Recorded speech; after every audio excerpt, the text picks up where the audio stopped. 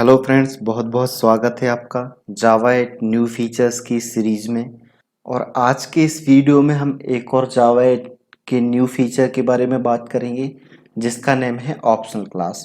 हम बहुत ही आसान भाषा में समझेंगे कि ऑप्शनल क्लास क्या होती है और इसका यूज क्या है और इसका क्या बेनिफिट है जावा 8 के अंदर।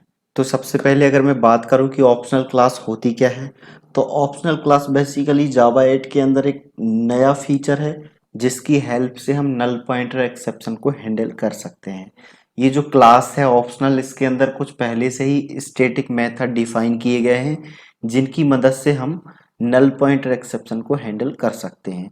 अब होता क्या है, जब भी कोई नॉर्मल प्रोग्राम के अंदर नल पॉइंटर एक्सेप्शन आता है या आने की संभावना रहती है किसी कोड में, तो हम क्या करते हैं, उसको ट्राई कैच की हेल्प से ही हैंडल करते हैं। लेकिन अब जावा 8 के अंदर जो ऑप्शनल क्लास है, इसकी मदद से हम हैंडल कर सकते हैं, हमें ट्राई कैच का यूज करने की जरूरत नहीं है। तो नल पॉइंटर एक्सेप्शन के केस में होता क्या है कि जब भी कहीं पे नल पॉइंटर एक्सेप्शन आने की संभावना होती है तो हम उस कोड को ट्राई कैच ब्लॉक के अंदर रख देते हैं और फिर उसको हम हैंडल करते हैं। लेकिन ऑप्शनल क्लास में जो स्टैटिक मेथड है, उनकी मदद से हम ऐसा कोड जहां पे नल पॉइंटर एक्सेप्शन आने की संभावना है, उससे पहले ही हम उस वेरिएबल को चेक कर लेते हैं ऑप्शनल क्लास की मदद से कि उसमें वैल्यू है या नहीं। अगर उसमें वैल्यू है तो ही हम उस वेरिएबल के साथ ऑपरेशन परफॉर्म करते हैं, नहीं तो नहीं करते। तो चलिए एक सिंपल सा प्रोग्राम बना के देख लेते हैं, ऑप्शनल क्लास का यूज भी करेंगे इसमें और हैंडल करके देखेंगे नल पॉइंटर एक्सेप्शन को। तो सबसे पहले तो मैं एक स्ट्रिंग टाइप का वेरिएबल बनाता हूं और इसमें कुछ वैल्यू असाइन कर देता हूं ABC,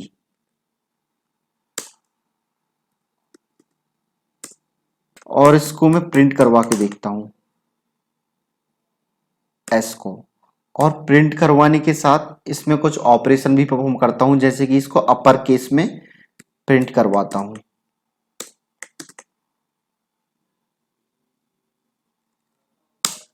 और फिर इसको रन करके देखते हैं। तो ये तो सिंपली रन हो जाएगा। तो देखिए अपर केस में वैल्यू प्रिंट हो गई है ABC, जो स्ट्रिंग वेरिएबल में थी।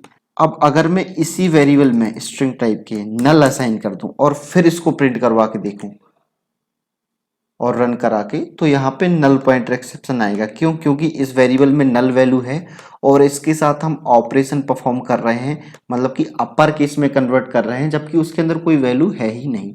तो इसीलिए नल पॉइंटर एक्सेप्शन आ रहा है। अब नॉर्मल केस में अगर हम इसको हैंडल करें तो हम क्या करेंगे, जो ये लाइन है इसको हम ट्राई कैच के अंदर रखेंगे, क्योंकि यहीं पे एक्सेप्शन आने की संभावना है जहां पे हम उस वेरिएबल के साथ ऑपरेशन परफॉर्म कर रहे हैं। लेकिन जावा 8 के अंदर अब हमें ऐसा करने की जरूरत नहीं है, इसको ट्राई कैच के अंदर रखने की जरूरत नहीं है। ऑप्शनल क्लास की हेल्प से हम इसको हैंडल कर सकते हैं। तो हम हैंडल करके देखते हैं। तो सबसे पहले तो हमें क्या करना होगा, एक ऑप्शनल क्लास का रेफरेंस वेरिएबल बनाना होगा और उसमें वो टाइप भी हमें मेंशन करना होगा, जिस टाइप के वेरिएबल की वैल्यू हम चेक करना चाह रहे हैं कि उसमें वैल्यू है या नहीं। तो यहाँ पे ऑप्शनल क्लास और यहाँ पे टाइप उसका, और फिर यहाँ पे रेफरेंस वेरिएबल का नेम OPT असाइन। और यहाँ पे ऑप्शनल क्लास का एक स्टैटिक मेथड कॉल करना है ऑप्शनलेबल, और इसमें हमें वो वेरिएबल पास कर देना है जिसकी वैल्यू हम चेक करना चाहते हैं।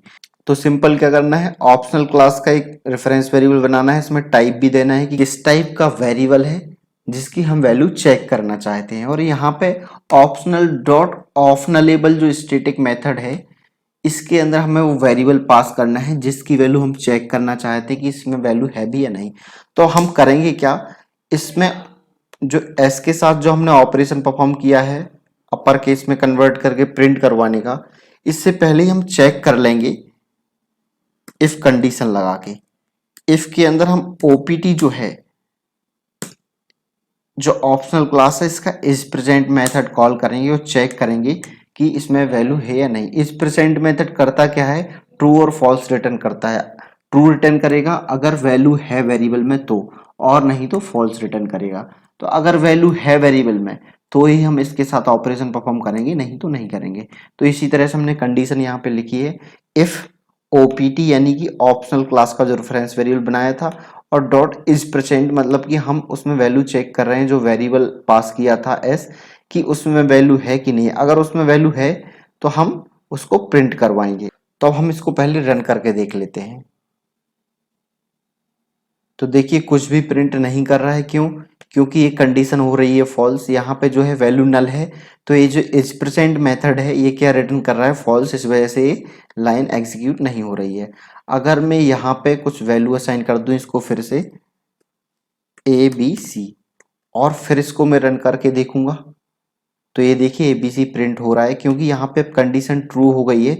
जो ऑप्शनल क्लास का इज प्रेजेंट मेथड है इसने इस बार ट्रू रिटर्न किया है, क्योंकि इसके अंदर वैल्यू है, इसके अंदर ABC। और फिर इस कंडीशन के ट्रू होने के बाद यहाँ पे लाइन एग्जीक्यूट हुई है, जिसमें हमने उस स्ट्रिंग टाइप के वेरिएबल के साथ ऑपरेशन परफॉर्म किया है, उसको प्रिंट भी करवाया है अपर केस में कन्वर्ट करने के बाद। तो इसी तरह से हम ऑप्शनल क्लास का यूज करते हैं चेक करने के लिए कि वेरिएबल में वैल्यू है या नहीं, उसके बाद ही हम उसके साथ ऑपरेशन परफॉर्म करते हैं। तो इससे नल पॉइंट एक्सेप्शन आएगा ही नहीं, क्योंकि हम उससे पहले ही चेक कर लेंगे कि वेरिएबल में वैल्यू है या नहीं। अगर वैल्यू है तो ही ऑपरेशन परफॉर्म करेंगे, नहीं तो नहीं करेंगे। और यहाँ पे जो एस है, अभी हमने एस का यूज करके जो वेरिएबल है उसी का नेम यूज करके डायरेक्टली अभी ऑपरेशन परफॉर्म किया है। चाहे तो हम ऑप्शनल क्लास का भी यहाँ पे रेफरेंस वेरिएबल यूज कर सकते हैं, opt डॉट गेट एंड उसके बाद टू अपर केस, तो भी वही वैल्यू आएगी। फिर से एक बार इसको रन करवा के देख लेते हैं, और देखिए ये फिर से ABC प्रिंट कर रहा है। तो opt यानी कि ऑप्शनल क्लास का जो रेफरेंस वेरिएबल था, और उसके अंदर जो वैल्यू है गेट मेथड की हेल्प से वो गेट करेंगे, और उसके बाद उसको अपर केस में प्रिंट करवा देंगे। तो उम्मीद है आपको समझ में आया होगा कि ऑप्शनल क्लास होती क्या है, इसका यूज क्या है, और इसका कैसे यूज करते हैं नल पॉइंट एक्सेप्शन को हैंडल करने के लिए जावा 8 के अंदर। तो आज के लिए इतना ही, मिलते हैं अगले वीडियो में, तब तक के लिए बहुत बहुत धन्यवाद।